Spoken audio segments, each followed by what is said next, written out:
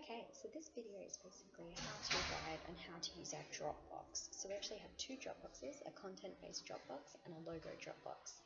So we'll kick it off with the content-based Dropbox at the moment. So first thing is make sure you're in the right Dropbox before you try to use the Dropbox. So our content-based Dropbox basically has all the uploaded content from facilitators as well as extra research over the years. So feel free to have a bit of an explore of this Dropbox. So you'll see in the Introduction to Gender and Inequality section, we've got journal articles, we've got content notes, there's PowerPoint presentations, further information and further notes that you can use, all that are relevant to that particular topic. So you can use the Dropbox to open these, you can download them to use at a later date and print them out. You can use the supplement content, and it's a good starting point for the particular area of interest that you're looking to explore and to present content in. So as you'll see, some of these are actually quite out of date content things, but they're a good starting place to sort of get your head in the right frame of mind. In particular, the journal articles that are located in the Dropbox are a great starting point. If you're a volunteer that is no longer at university and can't access the online university journal article sites, this is a really good starting point for you as well.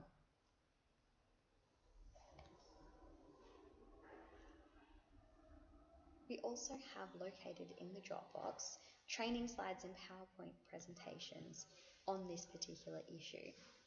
So they're very good templates and a really good sort of process for understanding what the issue is at a very brief glance.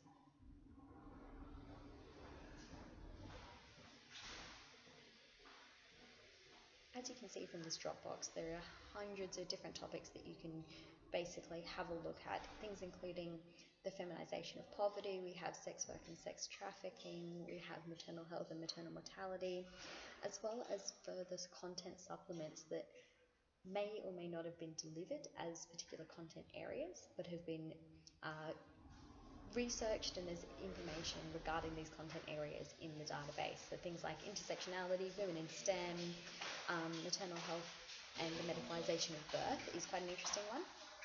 So these are all good starting points and areas for you to explore the content that already pre-exist within the OWP facilitation community. Obviously, it's not just relevant to facilitators.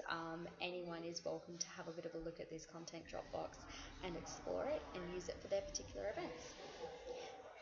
Next, we're going to have a look at our One Woman Project content Dropbox. So this is more focused upon things like our logos, email headers, pretty much anything you'll need in terms of promotional materials.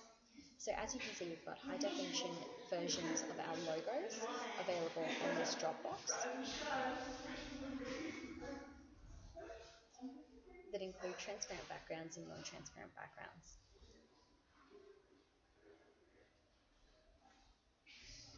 We also have things like swatches and brushes, and these are additional elemental logo bits and bobs that you can use to basically supplement a particular promotional design that you're undertaking. So these include the OWP registered colours, as well as things like brush strokes and plus signs and circles and all of these things that can supplement you in creating promotional materials for OWP.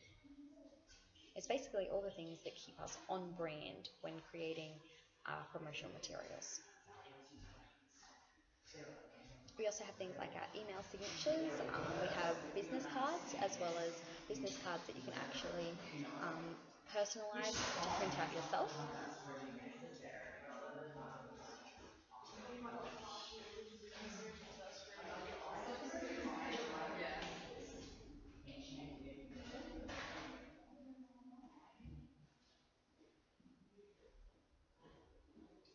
As well as things like social media images, so things that we can use to promote throughout our social media channels, the general One Woman Project brand. As you can see, it's quite a big Dropbox and takes a little bit to actually load.